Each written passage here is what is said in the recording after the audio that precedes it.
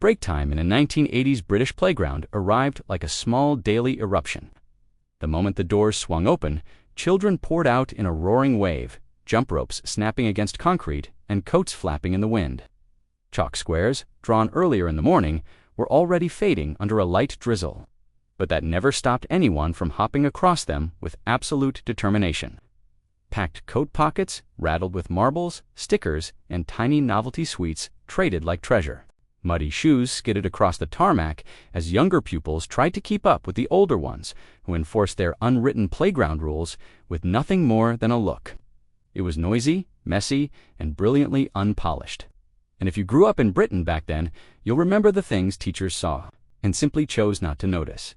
Trusting us to navigate our own little world, those moments still echo warmly in memory today, forever. Across Britain, the typical 1980s school playground had a look and feel that today's children would barely recognize. Most were built on wide stretches of hard concrete, marked with painted hopscotch grids that faded with every season. Metal climbing frames stood proudly in one corner, cold to the touch in winter and warm in the summer sun. Wooden benches, slightly splintered from years of use, lined the edges like quiet spectators. And always, especially after lunchtime, there lingered that familiar smell of wet coats and damp woolen, unmistakable scent of British school days. Supervision was surprisingly light. A couple of adults stood at a distance chatting, their eyes scanning the space without hovering. They trusted pupils to sort out their own games, settle their own disagreements, and decide their own boundaries. It wasn't neglect, it was simply the culture of the time. Children were expected to manage themselves, growing a sense of resilience almost without realizing it. Back then, independence wasn't something taught in a lesson, it was lived on the playground, and that quiet confidence shaped how many of us remember those years, leading naturally into the unspoken rules that governed every break time.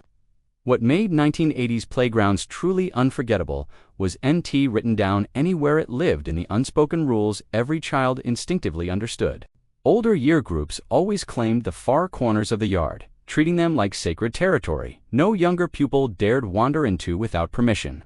Games had their own bases, agreed on within seconds: a tree stump, a bench, or even a loose paving slab. These places became meeting points, safe zones, or the start of elaborate adventures. Seasonal crazes swept through schools like miniature cultural storms.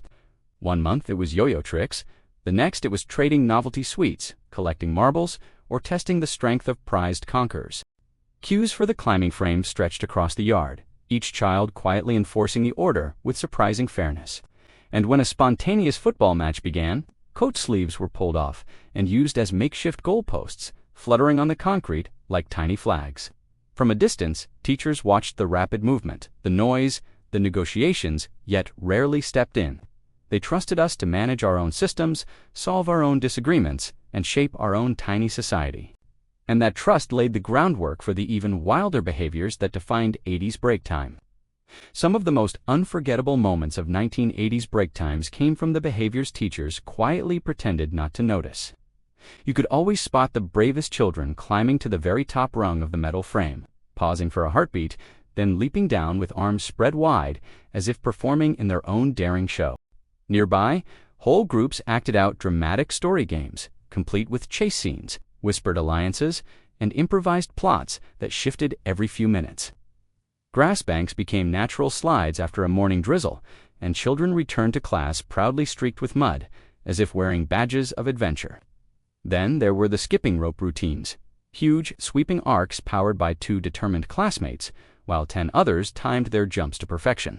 No teacher organized it. It simply happened day after day, with a rhythm only children understood. Across the concrete, running competitions broke out without warning. Someone shouted, "Race to the wall," and off they went. No prizes, no rules, just pure excitement. Under the wooden benches, quieter trades took place. Stickers, cards, and tiny novelty treats swapped like precious currency. Teachers saw it all, of course. But as long as the laughter stayed light, they let the magic unfold, knowing it was all part of childhood's freedom. Looking back, break time in the 1980s felt like stepping out of one world and into another. After hours of quiet classrooms, neat handwriting, and strict routines, the playground exploded with pure freedom. Friendships formed instantly, built on alliances and games that shifted from day to day, yet always felt important in the moment. Disputes rarely lasted long. A quick round of rock, paper, scissors settled almost anything, and within seconds everyone was racing off again together. The sensory memories stay strongest. The thud of shoes pounding across concrete, the cold air hitting your face as you burst outside, the faint smell of damp grass carried on the wind. Even the warmth of the radiators waiting inside had its own comfort, welcoming you back after the wildness of the yard.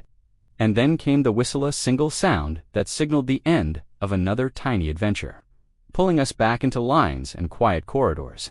Yet each break time left a mark, a reminder of how much joy could fit into 20 short minutes. Those moments helped shape who we were becoming, guiding us gently toward the lessons that stretched far beyond the classroom walls. They linger still, warm echoes of a childhood lived confidently today. With the distance of adulthood, it's easier to see that those seemingly chaotic playground moments were quietly teaching us far more than we ever realized. Every unwritten rule, every self-made game, every scramble to join in was a lesson in independence. We learned how to navigate groups, how to speak up, how to negotiate our place in the crowd. When something went wrong, we didn't run to an adult, we figured it out ourselves, building resilience one tiny challenge at a time. Teamwork came naturally. Whether forming skipping lines, organizing an impromptu race, or deciding whose turn it was on the climbing frame, children learned to cooperate long before the word teamwork appeared on any school report. Creativity thrived too, because break time wasn't structured. It was imagination set loose. A chalk square became a fortress, a bench became a meeting point, and a patch of grass transformed into a world of possibility. Looking back now, it's clear that break time wasn't merely a pause in the school day. It was its own universe, full of courage, connection, and discovery. And as the 1980s playground gave way to today's more managed spaces, those lessons formed a bridge that leads us straight into the modern world. When you compare today's supervised, structured, safety-focused playgrounds with the free-range spirit of the 1980s, it almost feels like two different worlds. Modern spaces are carefully designed, thoughtfully monitored, and built with children's well-being firmly in mind. It's a positive change, of course, but it also highlights just how simple our own break times once were. We made our own rules, shaped our own fun, and found our own rhythm without ever thinking twice. And while the equipment has changed and the routines feel different, the memories remain as vivid as ever. Maybe the playgrounds have changed, but the memories haven't. Wait, if you grew up in Old Britain, you'll want to see what I couldn't include in this video. I've posted the deeper story and extra memories on WhatsApp channel. The link is in the description. Join us there. Tell us, what unbelievable playground behavior do you remember from your school days?